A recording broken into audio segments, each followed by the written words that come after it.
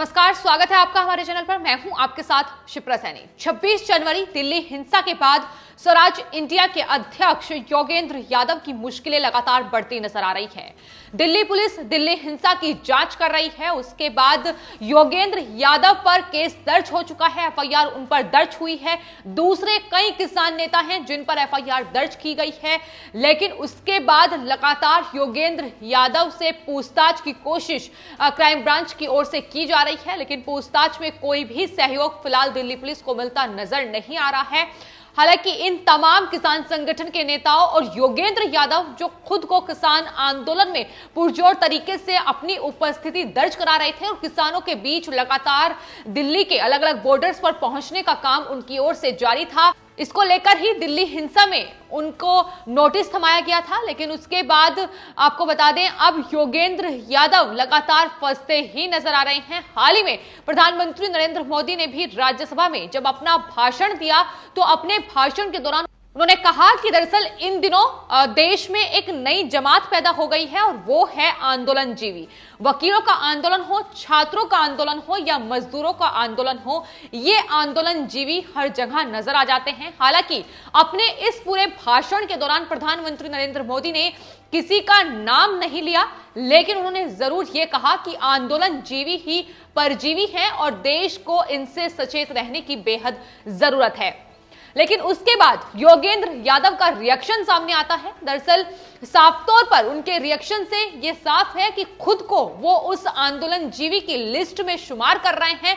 जाहिर है योगेंद्र यादव से लेकर मेधा पाटकर और स्वरा भास्कर जैसे लोगों के लिए ही प्रधानमंत्री नरेंद्र मोदी ने यह तंज कसा था कि किस तरीके से ये तमाम वो लोग हैं, चाहे देश में कोई भी प्रोटेस्ट हो रहा हो, फिर चाहे वो सीए को लेकर हो, एनआरसी को लेकर हो या फिर जेएनयू प्रोटेस्ट हो, शाहीन बाग में आंदोलन सीए को लेकर हो रहा हो, ये तमाम लोग हर जगह अपनी फायदे के लिए पहुंच जाते हैं। और इसी कड़ी में प्रधानमंत्री नरेंद्र मोदी ने अपने भाषण के दौरान इन्हें आंदोलन जीवी करार दिया था, जिस पर योगेंद्र यादव ने रिएक्ट करा है और 14 मिनट का एक वीडियो उन्होंने ट्विटर पर शेयर किया, जिसमें उन्होंने आजादी से लेकर पीएम मोदी के द्वारा किए गए आंदोलन को गिनाया। योगेंद्र यादव ने अपने इस वीडियो में आंदोलन भोगी, आंदोलन रोगी के साथ आंदोलन जीवी की अपनी एक अलग परिभाषा खड़ दी। उन्होंने प्रधानमंत्री नरेंद्र मोदी को कहीं ना कहीं तंज कसने की कोशिश इस पूरी वीडियो में की गई है उनके द्वारा। फिलहाल योगेंद्र यादव अस्पताल में बैठकर ये तमाम वीडियोस, अपने तमाम बयान शेयर कर रहे हैं सोशल मीडिया के जरिए।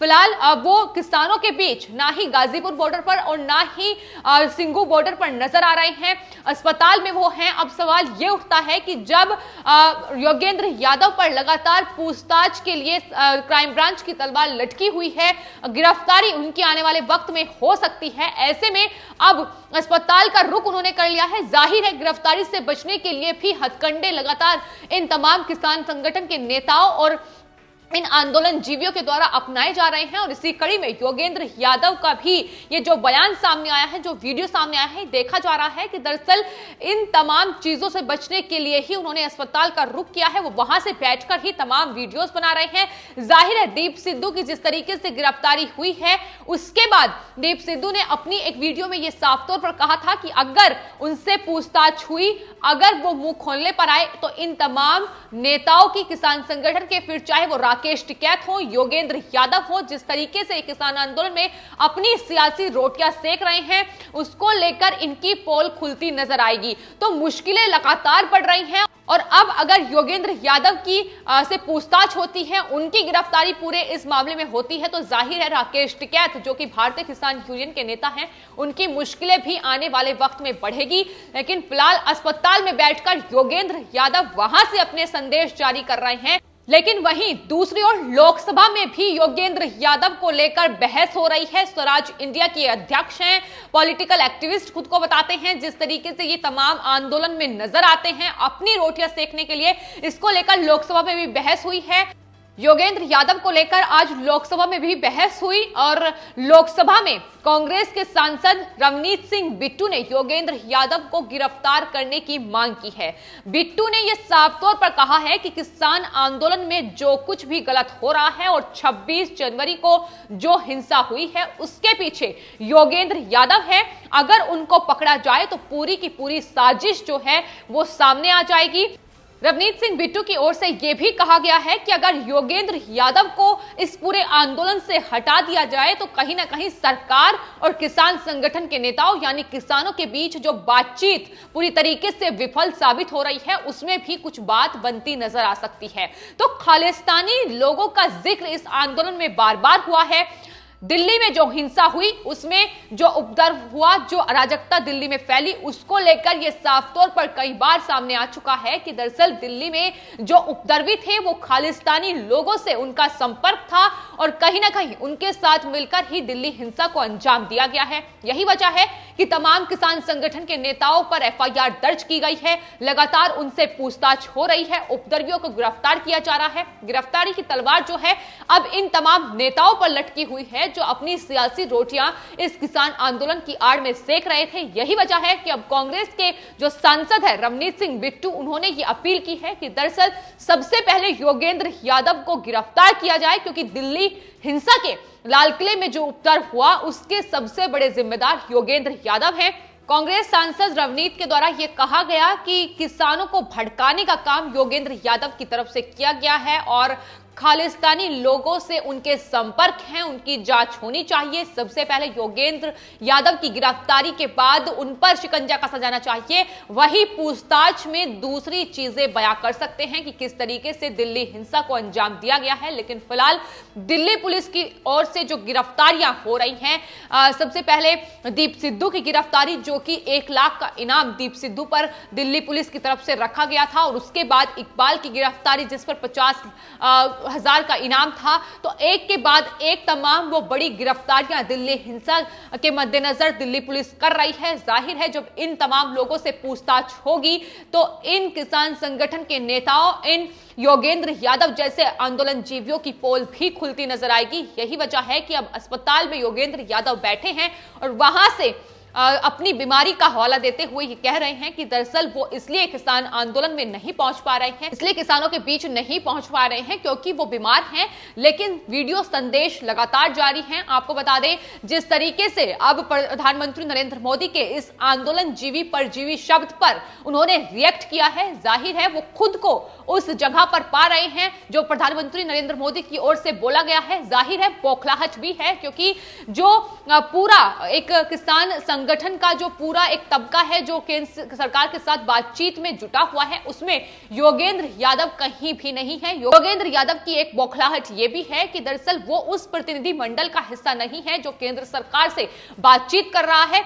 हालांकि इस बीच किसान आंदोलन में योगेंद्र यादव पुरजोर तरीके से शामिल हुए हैं, फिर चाहे वो गाजीपुर बॉर्डर हो या सिंघू बॉर्डर हो, तमाम तरीके से वो किसान आंदोलन का समर्थन करते नजर आए हैं। लगातार किसानों को भड़काने का काम उनकी तरफ से जारी रहा और जब दिल्ली हिंसा को लेकर उनसे सवाल किया गया तो दरअसल उन्होंने दिल्ली हिंसा पर अफसोस जाहिर करते हुए कहा कि इसमें उनका कोई हाथ नहीं है। योगेंद्र यादव का 2018 का एक वीडियो है, एक इंटरव्यू है जिसमें वो कृषि कानूनों की वकालत करते नजर आ रहे हैं। वीडियो में ये साफ तौर पर उनके द्वारा कहा गया है कि बिचौलियों पर लगाम लगाई जाए और जब अब सरकार ये कृषि कानून को लेकर आई है उसमें तमाम वो चीजें रखी गई हैं, वो तमाम बातें कही गई हैं जो योगेंद्र यादव की तरफ से मांग की गई थी, तमाम विपक्षी दलों की तरफ से उस वक्त कृषि कानून में बेहतरी हो, तमाम जो बिचौलिए हैं उन्हें हटा दिया जाए, इसकी मांग लगातार उनकी तरफ से हो रही थी। और अब जब सरकार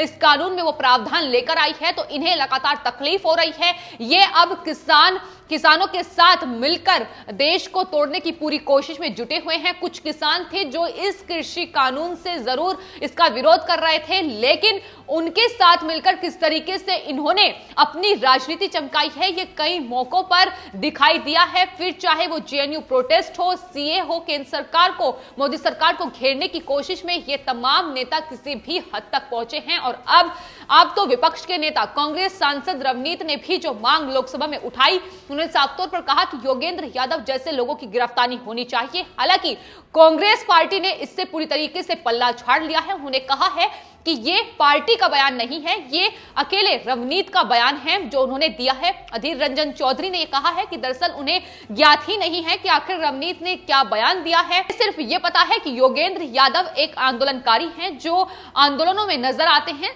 तो पूरी तरीके से पल्ला झाड़ती पार्टी अब नजर आ रही है। लेकिन कहीं ना कहीं कांग्रेस की फजीहत रवनीत सिंह बिट्टू करा चुके हैं और योगेंद्र यादव की गिरफ्तारी की मांग वो कर रहे हैं। उन्होंने रवनीत सिंह बिट्टू ने दो टूक लोकसभा में यह कहा है कि योगेंद्र यादव के पास न जमीन है, न ट्रैक्टर है, न ट्रॉली है, न टेंट है, न तंबू है, न झंडा है, न डंडा है, कुछ नहीं है। लेकिन उसके बाद भी वो लगातार किसानों के साथ नजर आ रहे हैं, किसानों को लीड करते नजर आ रहे हैं। आखिर क्यों वो किसानों को लीड कर रहे हैं जब उनका किसानों से कोई लेना देना ही नहीं है?